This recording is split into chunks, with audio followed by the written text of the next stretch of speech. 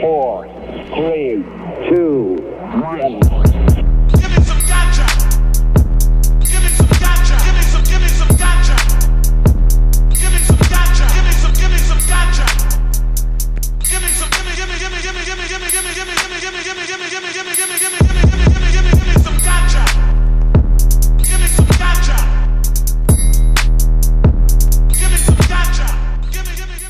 What's up, everybody? It's your boy Q Smitty here with Leo Productions, and today I decided to take a step away from the music scene, take a step into the fashion scene. Chilling with my homeboy here, Justin Cummings, man. This dude right here, got to give him respect. His aura resonates respect. He's the CEO of Chameleon Lyfe.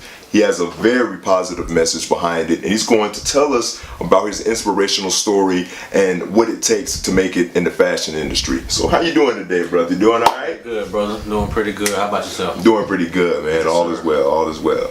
So let's go ahead and get started, man. To be honest, I really don't know where to start because your story is so motivating.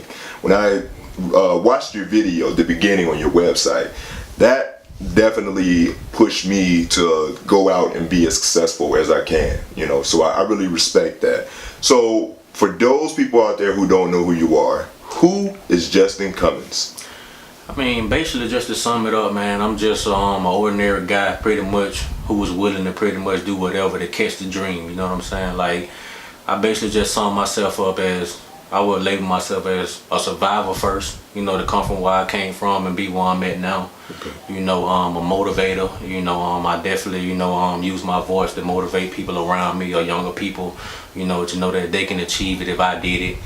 You know, I'm a role model, you know, a lot of people younger than me around me look up to me, you know, they've let me know that, they've expressed it, so it keeps me on track, keeps me from steering off sometimes. Definitely, Justin Cummings is definitely a father, man. Love my daughter to death. Okay. You know, that's one of my inspirations right there. And, you know, self-made CEO, man.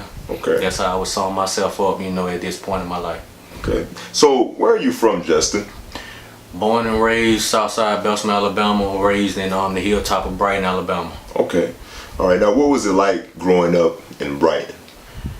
Rough, man. You know, I guess that's how this whole thing started with me, you know, just by my upbringing on how things work, you know what I mean? Like, you know, but it wasn't just me, it was everybody around us, you know, grew up, you know, not having a dad in the house, you know what I mean? Rough situations and that sort of thing, you know. But, you know, it was normal, so, you know, I ain't gonna say that we had, you know, the most terrible upbringing because everybody around us was the same way, you know. So, you know, it was hard, but, you know, you survived it. Right, okay. Now, throughout your childhood, you and your twin brother actually played a lot of sports, man. Right. And you actually were one of the top players in Alabama as a basketball guard, correct? That's right. So talk to us about that. What made you not want to fully pursue basketball rather than, you know, pursue fashion?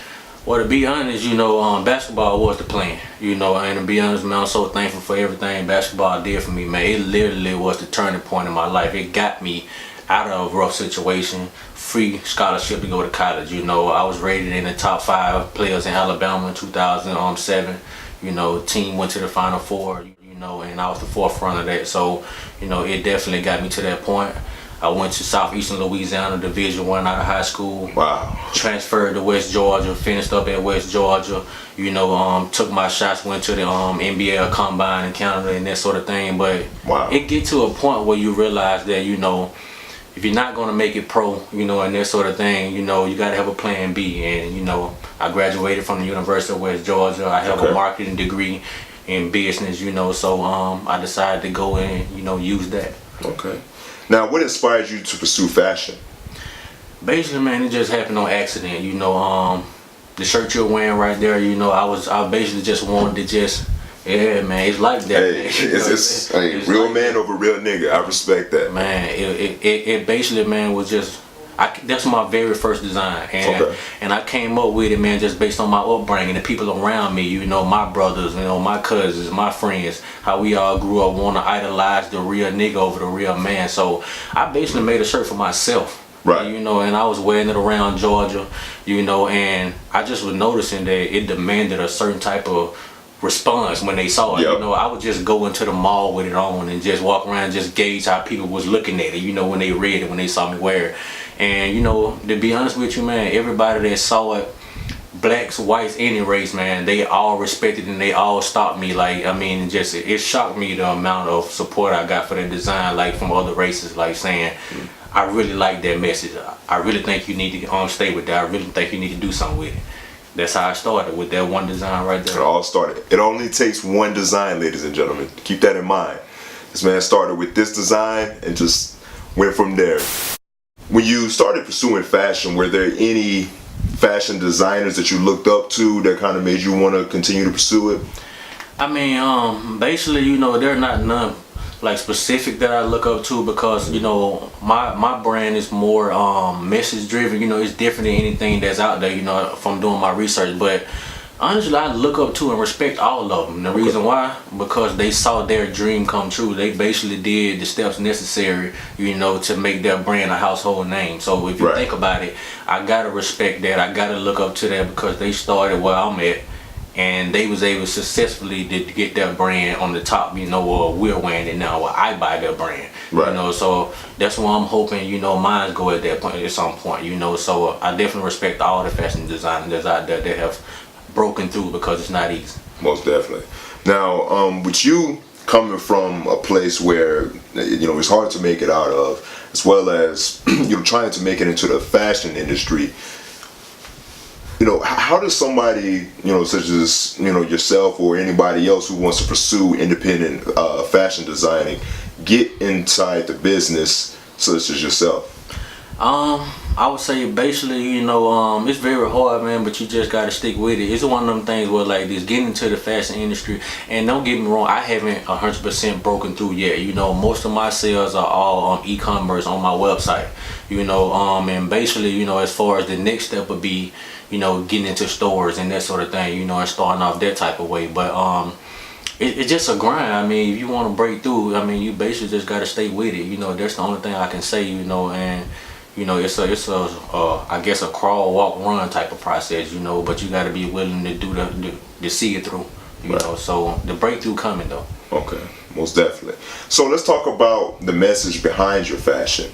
Adapt, overcome, and change. I love that quote, man. In the military, that was something that was used all the time. That was said all the time. Right. Adapt and overcome. What was the inspiration behind that message, and what exactly are you trying to, who are you trying to target with your message? All right, man, I really love that question, man, because you know, my whole line is message driven, and you know, it started with that, and once I realized that I was going to turn it into a business per se, I wanted to come up with a logo, a meaning that was going to revolve around the messages that I was going to put out in the clothing line. So I did my research, and I researched the Chameleon. You know, and when you think about it, man, people don't understand, for an animal that small, you know, to be that efficient at surviving, you know, is a powerful thing. You know, they've been around since the dinosaur ages, and they're still thriving to the day.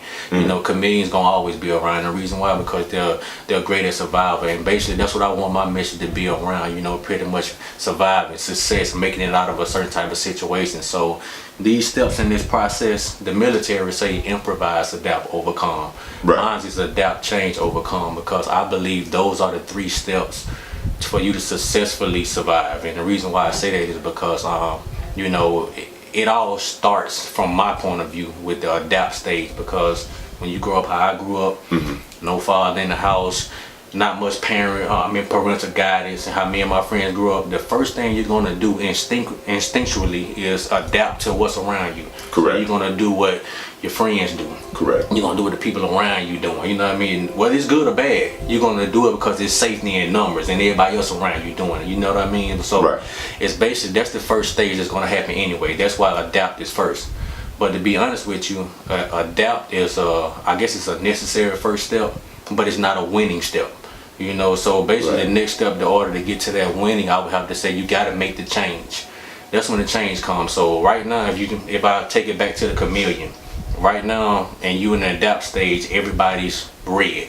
All of y'all are red at this stage. Everybody looks just alike. Y'all all red doing the same thing.